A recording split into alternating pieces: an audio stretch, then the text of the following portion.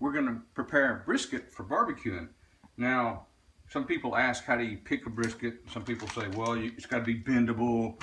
If it's not bendable, it's got too much fat or something in it. But we're going to cut off most of the fat anyway. As you can see, this is a $53 brisket. It used to be a poor piece of meat, and they used to be cheap, but they aren't anymore. So let's go ahead and get this baby open.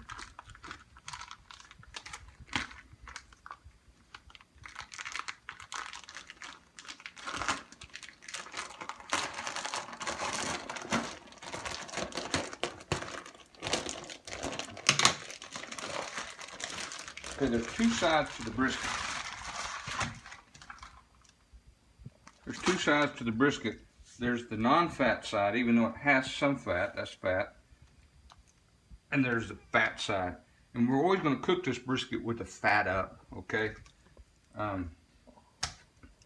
So we're going to trim off all this stuff because we don't need it. It's just going to fill up our barbecue pit, and some people say it adds flavor, but not this kind of fat. Gotta have a sharp knife.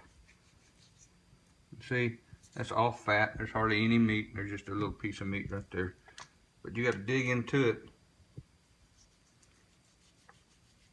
We're not going to cut all the fat away because you can see there's fat right there. We're not going to cut that away.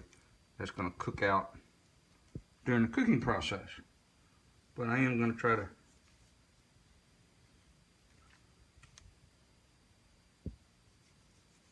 trim it up as much as I can without taking too much meat with it. This is very important, a process to the cooking, because people, when they get to eating this stuff, they don't like a bunch of fat in their plate. At least my wife doesn't. Most people don't. Today, with all the health shows and stuff, they talk about eating properly. So we're just going to keep cutting all this away until we get a perfectly trimmed up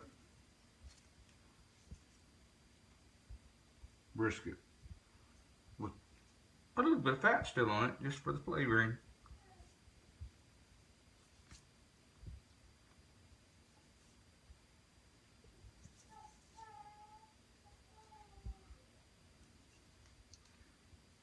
Okay, so we got a little bit of fat here, and that's okay. A little bit of fat there.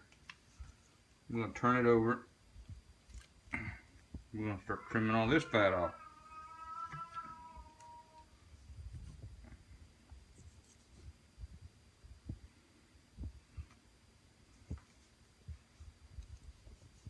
I have a sharp knife.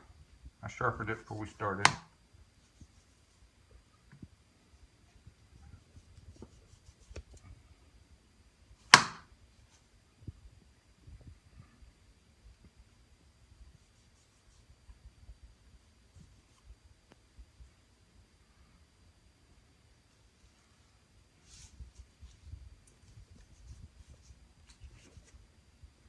Big old fat layer on